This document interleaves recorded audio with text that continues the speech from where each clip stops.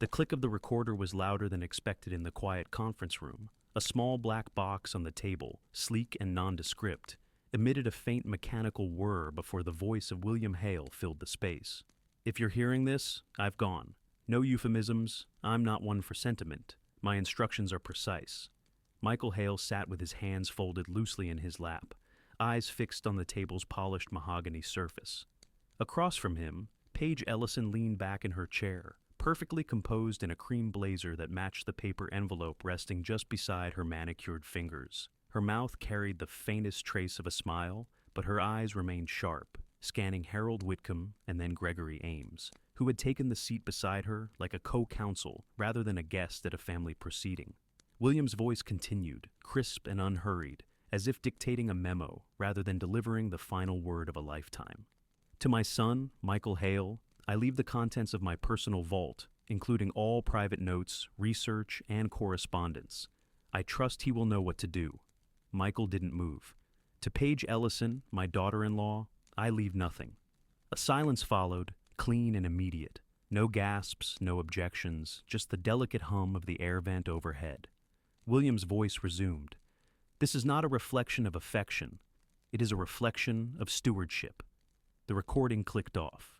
Gregory reached forward to stop the device, but Paige moved first. She slid the envelope across the table toward Michael, her fingers brushing the paper's edge with theatrical care. He looked at it, but didn't touch it. Leaning in, she whispered, "You're finished." Her breath was warm against his ear, too close, too practiced. Michael blinked once, slowly, then turned to Harold. "Is that all?" Harold gave a small nod, his expression unreadable. The formality of the moment seemed to weigh on him more than anyone else in the room. "That completes the recorded provision," he said. "The written materials remain under seal unless triggered." "Triggered?" Gregory's tone was casual, but his eyes narrowed a fraction. Harold's reply was measured. "Only by specific legal events, as outlined in the codicils. Until then, they remain in private trust." Michael stood. The chair scraped softly against the carpet. He picked up the envelope and slipped it into his jacket pocket without a word. Paige watched him with the cool detachment of someone who had already moved on from the room, the man, and the moment. Outside, the sun reflected off the glossy hoods of parked cars, casting low flares across the asphalt. Michael stepped into the light, blinking against it. The air smelled faintly of cut grass, an exhaust familiar, suburban, indifferent. He paused at the driver's side door of his car, hand resting on the handle. Behind him, the glass doors of the law office swung open. "You know she's not bluffing," Gregory said, his voice even. "This was never about the will." Michael didn't turn. "She's already drafted the papers," Gregory continued. "I expect you'll be served by Monday, Tuesday at the latest." Still, Michael said nothing. He opened the door and slid into the seat, the envelope still nestled inside his jacket. He didn't start the engine. For a moment, he just sat there, staring at the steering wheel like it might offer some other destination. In the Ellison house the next morning, Paige moved with quiet efficiency. The kitchen smelled faintly of burnt toast. Peter had tried to make breakfast again. She ignored the mess, her attention fixed on the stack of documents spread across the granite countertop. A notary appointment was already scheduled for 11. Gregory had assured her the service team would handle the filing by the afternoon. She sipped coffee, scrolling through her phone. The local paper's obituary section had run William's notice without flair, just as he would have wanted. No mention of his holdings, his charitable work, or the decades he'd spent building the kind of estate that didn't just survive him, but obeyed him. She found that both irritating and convenient. "Mom?" Peter wandered into the room, still in his robe. "You see this?" He held up a letter cream-colored, thick stock, hand-delivered. Paige took it and scanned the embossed seal on the envelope flap. "Executor's notice," she murmured. Peter leaned against the counter, arms crossed. "Think we should be worried?" She smiled at him, soft but firm. "No, Michael's not built for war. He doesn't have the stomach." He nodded slowly, but his eyes lingered on the envelope even after she set it aside. Across town, Michael sat in the corner office of Whitcomb and Hale, the blinds half drawn against the morning sun. The room smelled faintly of old books and lemon polish. Harold stood by the filing cabinet, turning the key in the lock before pulling out a thick leather binder. He set it on the desk with quiet ceremony. "She's moving fast," Harold said. Michael nodded, flipping open the binder. "She always does. I assume you've considered what happens next." "I have." Harold hesitated. William's architecture wasn't just about preservation. He anticipated litigation. He expected it, in fact. The moment Page initiates proceedings, we're authorized to act. Michael ran his finger down the page, stopping at a line of handwritten instruction. William's own pen, precise and slanted. "Initiation of litigation shall activate immediate enforcement of all outstanding obligations and freeze discretionary distributions until resolution." "Loans to Peter," Harold said quietly. "Vendor extensions, retirement property liens, all of it." Michael closed the binder. "Then we act." He stood and walked to the window, watching the traffic pass along the wide boulevard below. A delivery truck pulled into the curbside, the driver swinging down with a clipboard in hand. "I let her believe she won," he said, almost to himself. "I let her walk into it." Harold said nothing. He simply placed the binder back into the cabinet, locked it, and returned the key to his pocket. Outside, the driver rang the bell to the front office, holding out a certified envelope with Michael's name on it. The first volley had arrived. The metal box was older than the office it sat in, its corners dulled from decades of use, the surface buffed to a matte sheen by time and fingertips. Harold set it on the table between them, with both hands, as though it still bore the weight of William Hale's expectations. The lock clicked open with a quiet finality. Michael didn't move. He sat in one of the high-backed leather chairs opposite Harold's desk, fingers interlaced, shoulders squared, but still. The room was hushed except for the soft whir of the vent overhead and the occasional creak of Harold's chair as he bent over the box.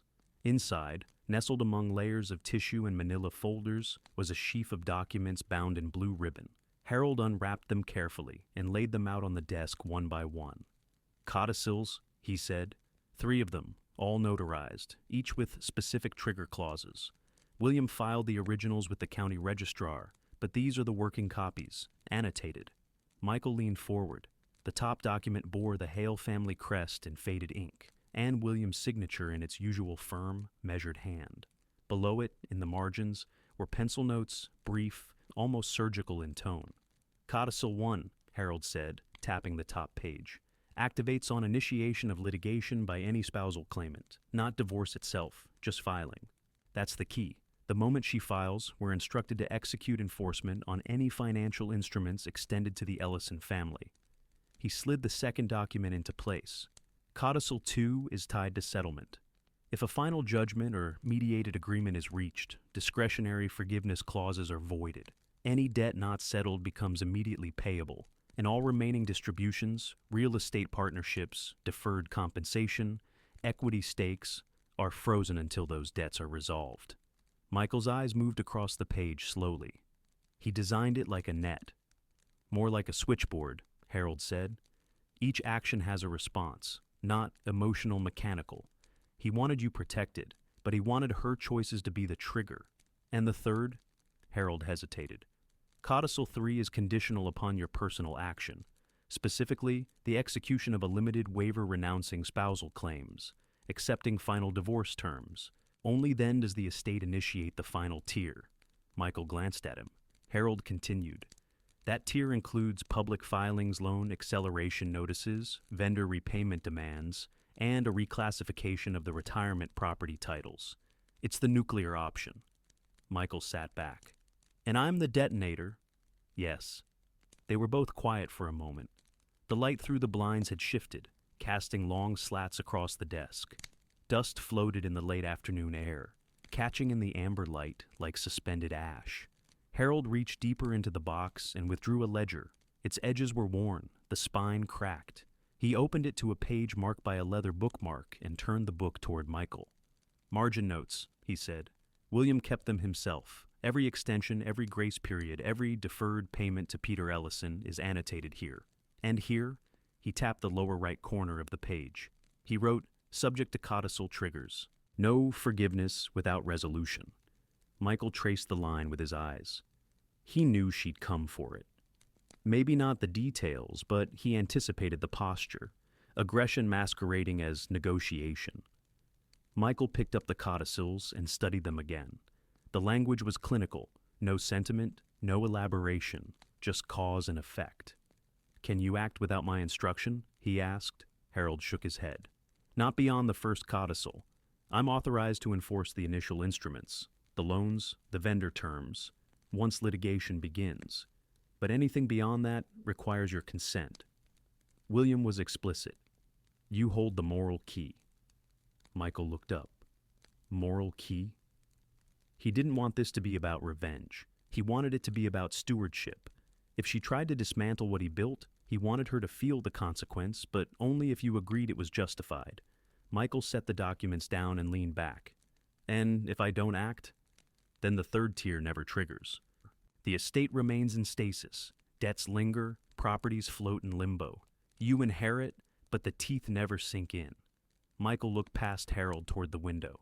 The light had gone a little duller now, the sun dipping behind the courthouse across the street.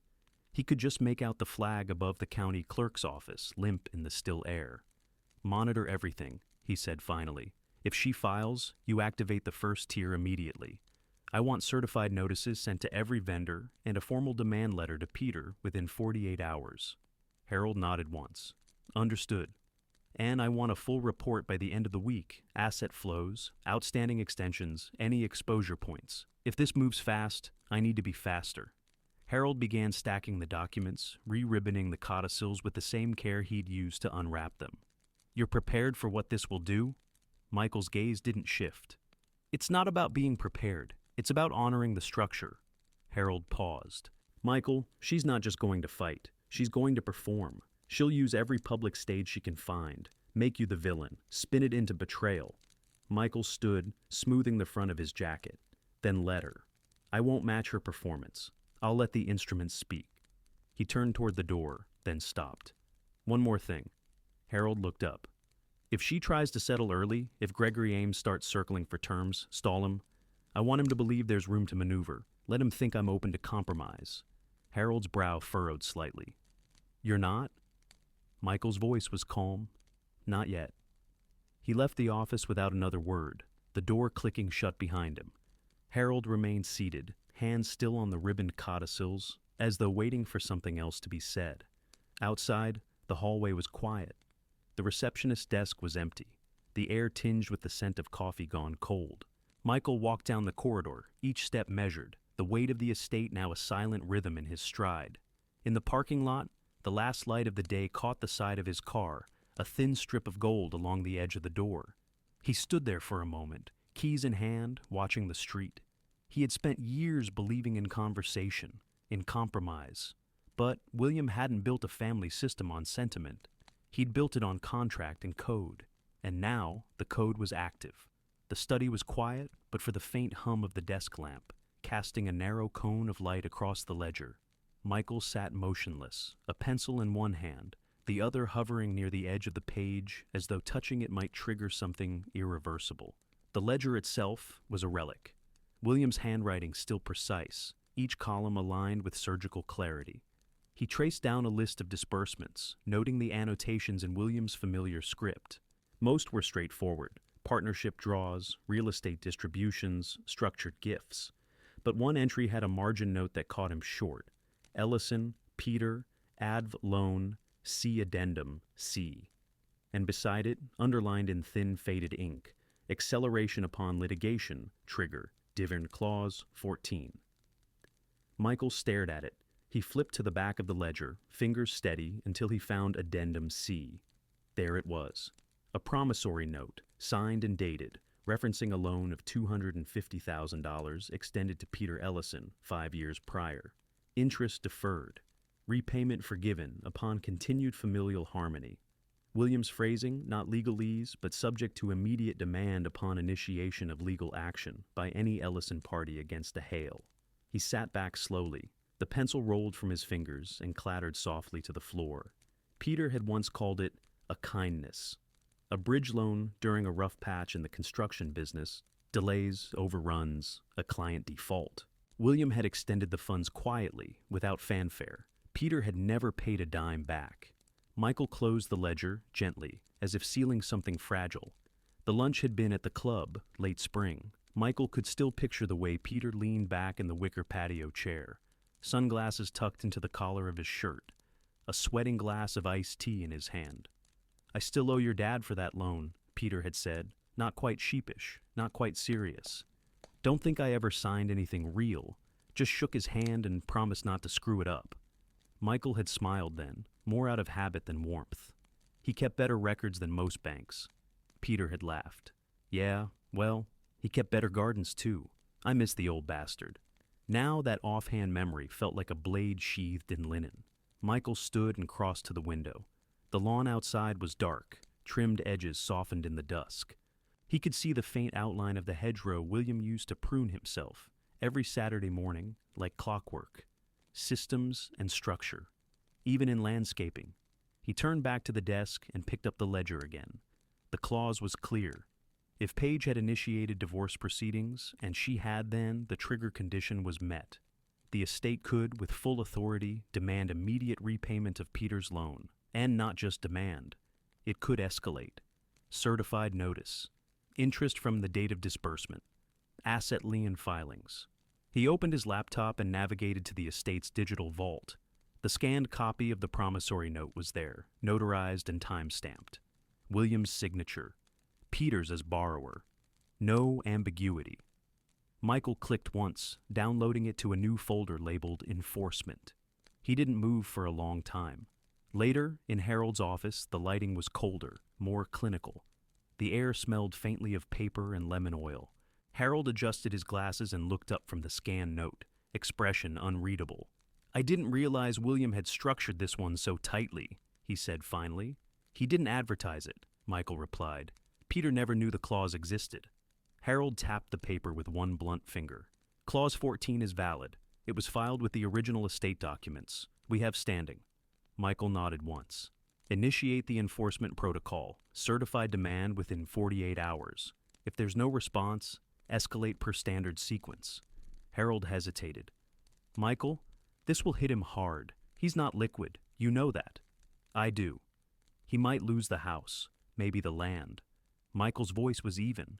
He chose to align with Paige. He chose to let her lead this. Harold glanced at him. "He's not the one filing. He's not the one stopping her either."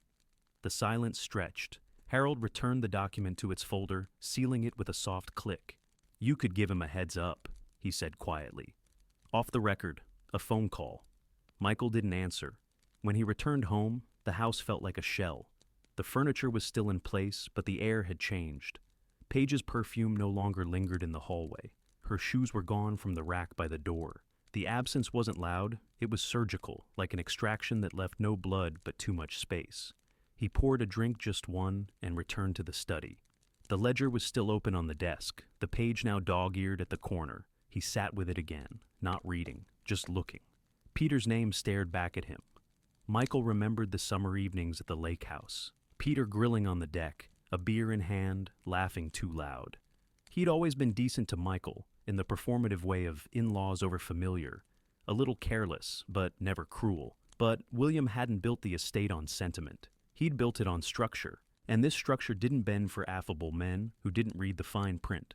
Michael opened a new email and began drafting the transmittal to the estate's legal team. He included the scan note, a request for certified delivery, and a reminder of the litigation trigger date. His finger hovered over the send key, then he pressed it. The email vanished with a soft whoosh. He sat back, exhaled, and let the silence return. Somewhere in town, Peter was probably finishing dinner, maybe watching a game, unaware that a certified envelope with his name on it would be arriving in 2 days. Unaware that a clause he never knew existed had just been activated. Unaware that the kindness he once praised was now an instrument of debt. Michael closed the ledger. The instruments would speak. The first text came in just after 7 in the morning, while Paige was still in her robe, coffee cooling on the windowsill. She ignored it. Some group thread from the PTA she hadn't bothered to leave yet. But the second buzz came 3 minutes later, then a third, and then the phone started ringing. She picked up on the fourth ring, already irritated. "Hello? Mrs. Ellison?" The voice was clipped, professional. "This is Dana from Fairview Title. I'm calling in reference to the pending lien documentation on the property at Ridgeview Drive." We've received a notice of acceleration from the Hale estate, and will need clarification on borrower authorization. Page blinked. I'm sorry, what? It's a standard call when a commercial note is called due. You're listed as a secondary contact for Mr. Peter Ellison.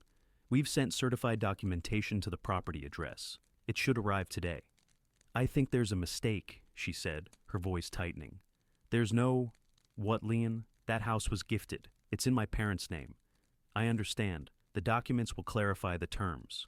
I just wanted to offer a courtesy heads up before formal escrow proceedings begin. The line went dead before Paige could respond. She stood in the kitchen for a moment, staring at the humming refrigerator. The Ridgeview house, her parents' retirement property. That was supposed to be untouchable. Then came the knock. Not the doorbell, just a firm rap, 3 times, followed by the crunch of tires over gravel as a courier van pulled back onto the street.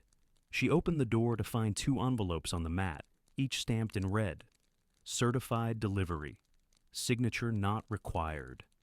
One bore her name. The other was addressed to Peter. She didn't open them, not yet.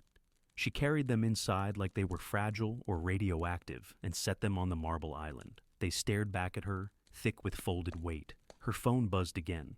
This time, it was her father. Hey, she answered quickly, trying to sound casual. Are you home? I just got a call from the bank, Peter said, voice low and uncertain. They froze the business line of credit. Said there was an audit flag. Something about contingent liabilities tied to William's estate. Paige's stomach tightened. They said I need to submit updated financials by Friday or they'll begin collection procedures. Paige, what is this? I don't know yet, she said, eyes still on the envelopes. But I'm going to find out. She hung up and finally tore one open. Inside was a formal transmittal from Whitcomb and Associates, referencing Clause 14 of the Hale Estate Addendum B. A certified demand for repayment of a personal loan extended to Peter Ellison in June of the previous year, principal, interest, and penalties totaling over $400,000. The letter was notarized, dated the previous day, and copied to the estate's banking representatives. Her hands went cold. The second envelope was worse. It was addressed directly to Peter, with identical language, but also included a notice of intent to file a lease pendens against the Ridgeview property within 5 business days, if repayment or resolution was not initiated. She stared at the paper until the words blurred. It wasn't just happening, it had already begun. She dialed Gregory. He picked up on the second ring. I saw, he said without preamble. Got a call from a contact at the county clerk's office. The filings are real. He timed them to hit just after the litigation trigger. I thought we had room, Paige said, voice sharp. You said there was a buffer.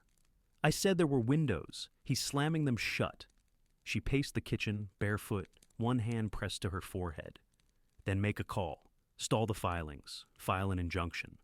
I can try, Gregory said, but the codicils are tight. If the triggers are procedural, not discretionary, he's within rights. He didn't contest your petition, he used it. A pause. You need to consider mediation, he added. I can propose it formally. He might see that as a gesture. He'll see it as weakness. Maybe, but weakness is better than foreclosure. Paige didn't answer. She heard the front door open and close. Her father's footsteps echoed in the hallway. Paige, he called. In here, she said, her voice steadying. Peter walked in still wearing his windbreaker, a file folder in one hand. He looked older than he had 2 days ago, the corners of his mouth drawn tight. They sent this to the office, he said, handing her another envelope. Same firm. This one's an audit notification. She opened it slowly. The contents were worse than she feared. A formal notice of audit for the Ellison Consulting Group, citing estate-linked loans and cross-collateralized assets. The letter requested full financial disclosure within 72 hours. Peter sat down heavily at the table. I didn't even know it was a formal loan. William said it was a bridge. It was a bridge, Paige said, with paperwork. He looked at her.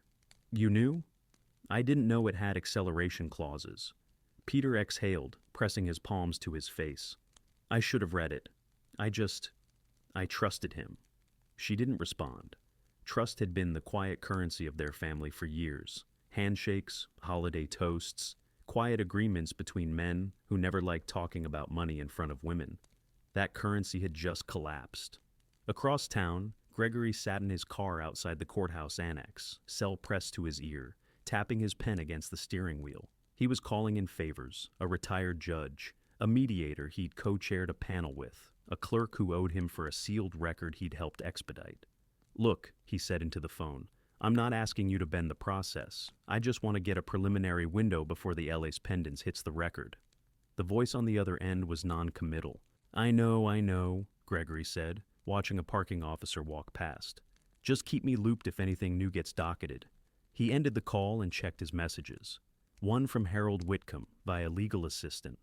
"All inquiries regarding the estate must be submitted in writing. No informal discussions will be entertained." Gregory cursed under his breath. Back at the Ellison house, Paige stood at the sink, staring out the window as her father sat behind her, silent. "We're not poor," she said finally. "We're not helpless." Peter nodded slowly. "But we're exposed." She turned. "We'll go to mediation." "You think he'll agree?" "I think he wants the performance." Peter raised an eyebrow. "He wants it in the record," she said. "The documents, the filings, the meetings. He wants the process to show the punishment." Peter said nothing. Outside, another courier truck pulled up.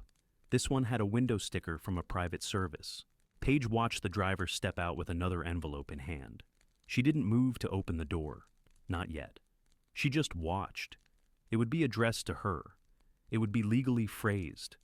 It would be another reminder that every move she'd made in the last month had been anticipated. Every filing, every line of argument. She had walked into a structure built by men who didn't raise their voices but understood leverage. She turned back to her father. "I'll call Gregory," she said. "Tell him to draft the mediation proposal." Peter nodded. As she walked down the hallway toward the study, her phone buzzed again. This time, a calendar notification. Automatic.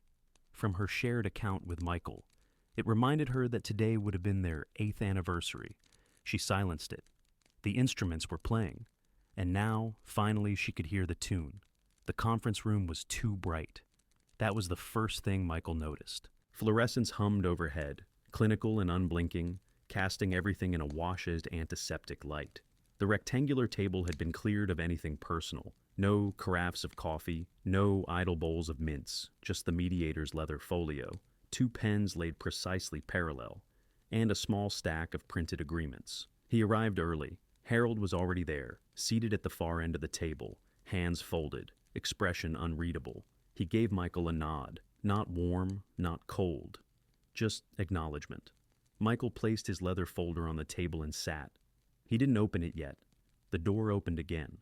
Paige entered, flanked by Gregory Ames. She wore a fitted navy suit, her hair pinned back too tightly, a look that once read as polished, but now felt brittle. Her eyes flicked to Michael, then away. Gregory gave a brief professional nod toward Harold and took the seat beside her. The mediator, a woman with a clipped voice and the bearing of someone who'd seen too many couples disintegrate, cleared her throat. "We'll begin by reviewing the agreed-upon terms." Michael listened. He didn't interrupt. The mediator read through the points division of jointly acquired assets, release of claims, agreement on non-disparagement, and finally, the waiver. Gregory leaned in at that part. "We'd like to confirm the language on the waiver is consistent with mutual release of marital claims only, no implications for third-party bequests or separate estates." The mediator nodded. "That's correct. The waiver pertains only to spousal entitlements arising from the marriage. It has no bearing on testamentary bequests made by third parties." Paige's lips tightened. She'd read it, of course, knew what it meant. But hearing it spoken aloud gave it weight. Harold shifted slightly in his chair. "May I speak with Michael privately before signatures?" Gregory's eyes narrowed. "Is that a procedural request or a personal one?" "Both," Harold said evenly. The mediator hesitated, then looked to Michael. Michael met Harold's gaze. "We can speak here. Nothing Harold has to say will surprise me." A small pause. Then Harold leaned forward. "You understand, Michael, that signing this narrow waiver meets the final condition of the codicil. Once the settlement is executed and your waiver entered into record, I am legally bound to enact the final set of instructions from your father's estate." "I understand," Michael said. Harold's voice dropped. "It includes public filings, certified demands, Acceleration clauses. These aren't quiet consequences. I know. Harold's fingers tapped once against the table. She doesn't. Michael looked across the table. Paige had not moved. Her hands were clasped tightly on the folder before her. She did not look away this time. She will, Michael said. The mediator cleared her throat again. Then if there are no further objections... Michael reached for the pen. Harold stood. Michael. The name landed sharp. Michael didn't pause. He signed the waiver with a single stroke, flipped the pages, initialed where required, and slid it back toward the mediator. Paige hadn't moved. Gregory turned to her. It's time. She opened her folder. Her signature was slower, deliberate. A hand that once signed community grants and donor cards now moved like it was tracing something final. She signed, then pushed the document forward. The mediator gathered the pages. These will be scanned and filed with the court today. The settlement is considered executed as of this hour. Michael exhaled quietly. Gregory stood. We'll reserve the right to seek injunctive relief if any estate actions are taken in bad faith. Harold spoke before Michael could. Relief would not apply. Actions are pursuant to legally triggered provisions, not discretionary enforcement. Gregory's jaw flexed. We'll see. Harold opened his briefcase. He withdrew a sealed manila envelope and laid it gently on the table. This is the certified instruction set. Per William Hale's directive, it is to be activated upon execution of the final marital settlement and waiver. That condition has now been met. He looked at Michael once more. Last chance. Michael didn't speak. Harold broke the seal. Inside were 5 pre-addressed envelopes and a flash drive. He removed the drive and inserted it into his laptop. A progress bar blinked once, then files opened. PDFs, template letters, pre-drafted filings. He clicked one. County Clerk Notice of Default, Ellison Family Holdings, Harold read aloud. Gregory stepped forward. You're filing that now? Harold nodded. It's time-stamped for submission within the hour. Others include vendor notifications, property line activations, and demand letters to Peter Ellison's personal guarantor lines. Paige stood. What is this? Michael looked at her. It's what was always going to happen. You said you didn't want the estate. I didn't take the estate, he said. I took what wasn't yours to claim, and I refused what was never mine to keep. Gregory turned to the mediator. We need to adjourn. My client was not informed. Your client initiated litigation, Harold said, voice low. That triggered Tier 1. She refused settlement. That triggered Tier 2. This, he gestured to the signed waiver, is Tier 3. The estate has acted precisely within the framework you ignored. Gregory's phone buzzed. He glanced down. His face paled. I need a minute, he said, stepping into the hallway. Paige remained standing. What did you do? She whispered. Michael stood as well. You thought you could stage this like a negotiation, that if you brought enough pressure, I'd fold. But my father didn't build a system that responds to performance. He built one that responds to structure. Her voice cracked. You knew. You've known since the day Harold showed me the codicils, Michael said. The day after the funeral. I knew every move you'd make, and I let you make them. Her eyes searched his face. You let me? Every filing, every letter, every mediation offer, they were all part of the timeline required to activate what you just triggered. She turned away from him, then back. You smiled at me in court. I smiled because I was 3 steps ahead. The door opened. Gregory returned, face tight. They've already filed with the county. Certified timestamp. We're locked. Paige sat down hard. Michael gathered his folder. He paused. I didn't do this for vengeance, he said. I did it to enforce a promise. To your father? She said, eyes shining now. To the version of myself that still believed in stewardship. Gregory spoke quietly. We'll challenge the filings. We'll delay what we can. Harold stood. You're welcome to try. But the instruments are already in motion. Michael turned to leave. Harold followed him out into the hallway. You'll lose friends over this, Harold said. Some who won't care about the documents, only the damage. I know. You could have walked away. Michael looked back through the glass at Paige, now hunched over, staring at nothing. I did, he said, but I made sure the door locked behind me. Harold nodded once. It's done. Outside, the sky had turned a dull pewter. Rain threatened but hadn't begun. Michael stepped into the still air, briefcase in hand, and started toward his car. Somewhere, a county clerk was stamping a lien. Somewhere else, a courier was sliding an envelope into another mailbox. And somewhere, Paige Ellison would be sitting at a kitchen table, reading a demand letter addressed to her father, the ink still fresh. The instruments were playing. And now, finally, everyone could hear the tune. The rain began just after dusk, steady and unapologetic. Michael sat at the kitchen table, the same one where he'd once signed the mortgage papers with Paige, where they'd eaten quiet Tuesday night dinners, where William had once sat with a glass of bourbon and outlined the difference between generosity and obligation. The overhead light hummed, casting a clean yellow halo on the folder in front of him. Inside were final confirmations from Herald-recorded filings, timestamps, scanned copies of certified receipts, every seal intact, every condition met. A drip echoed from the sink. He didn't move to fix it. The house was too quiet now, not with the hollow echo of absence, but with the dense weight of things that would never be said again. No more arguments about the thermostat. No more folded notes on the fridge. No more laughter muffled by bathroom doors. Just the click of the fridge cycling and the occasional creak of wood shifting under the change in temperature. Across town, a clerk peeled the backing from a laminated notice and pressed it onto the glass door of Ellison & Sons Construction. The glue hissed faintly as it met the surface. Inside, Peter Ellison stood behind the counter, the phone limp in his hand. He stared at the notice, words swimming. Notice of default, demand for payment, effective immediately. He'd already gotten the certified letter. This was just its echo, now made public. Vendors had started calling that morning, polite but firm. Terms had changed, credit lines frozen. One even asked if the business would be restructuring. Peter hadn't known how to respond. He walked out into the parking lot, rain tapping steadily on his shoulders, and looked at the building. His father had built it with William Hale's help financing, introductions, contracts. All of it had seemed like legacy. Now it looked like a tombstone. At the Ellison family home, Joan Ellison pressed a trembling hand to the envelope. The words, "Certified Delivery," still visible on the torn paper. She'd opened it in the foyer, under the gaze of the antique mirror Paige had insisted on keeping from a Vermont auction. Inside was a notice from the estate, a lien on the retirement property in Hilton Head, the one they'd just furnished, the one they'd told friends about at the country club brunch last month.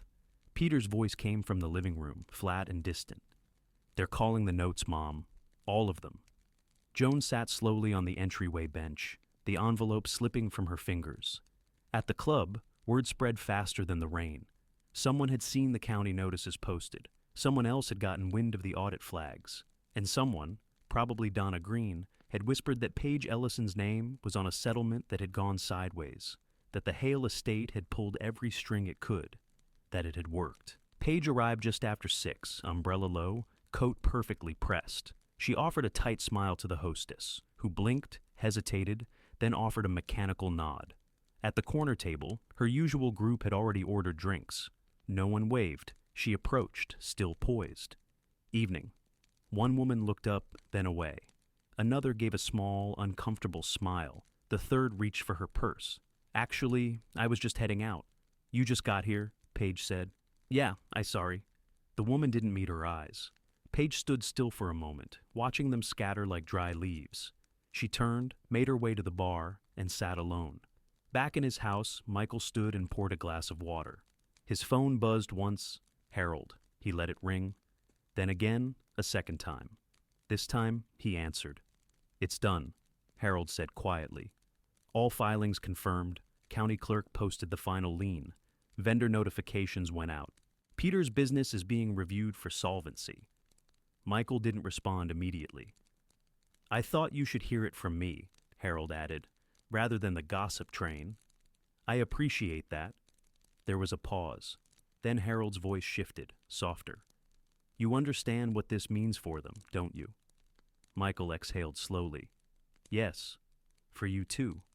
I know. They'll recover in time, or they won't. But this won't stay clean. People don't care about codicils. They care about what they see, and what they'll see is that you burn them." Michael looked out the window. The rain had intensified, sheets of it blurring the street lights into watery halos. "I didn't light the fire," he said. "I just built the fire break." Harold didn't argue. "Still, you'll be alone in it. Just be sure you can live there." Michael didn't answer. The line clicked off. Later that night, he opened the drawer in the study and pulled out a small leather-bound notebook. William's handwriting filled the pages, tight, slanted, methodical. Notes on estate structure, reminders about asset protection, little aphorisms about the difference between kindness and clarity. On the last page, a line stood alone. "Legacy is not what you leave behind. It's what you enforce while you're still here." Michael read it twice. Then he closed the book, slid it back into the drawer, and turned off the light. In the weeks that followed, the Ellisons fell quiet. Peter filed for Chapter 11, restructuring. The Hilton Head property went on the market. Joan stopped attending her book club. Paige withdrew from the club's board. Michael's phone rang less. Invitations dried up. At the grocery store, people offered polite nods and hurried past. Some who knew the full story said nothing, unwilling to pick a side. Others didn't need the details. They saw only the scorched earth. And yet, the instruments had played exactly as written. William's architecture had held. Every clause, every trigger, every condition had performed its function. The estate remained intact. The bequests stood. Michael's holdings were untouched. But he'd paid. In moments like this, late at night, the house dark but for the glow of the hallway lamp, he felt it most. Not guilt exactly, not regret. Just the quiet ache of knowing he had done what was right, and that rightness had a cost. The kind of justice that leaves no one cheering. Only silence and rain.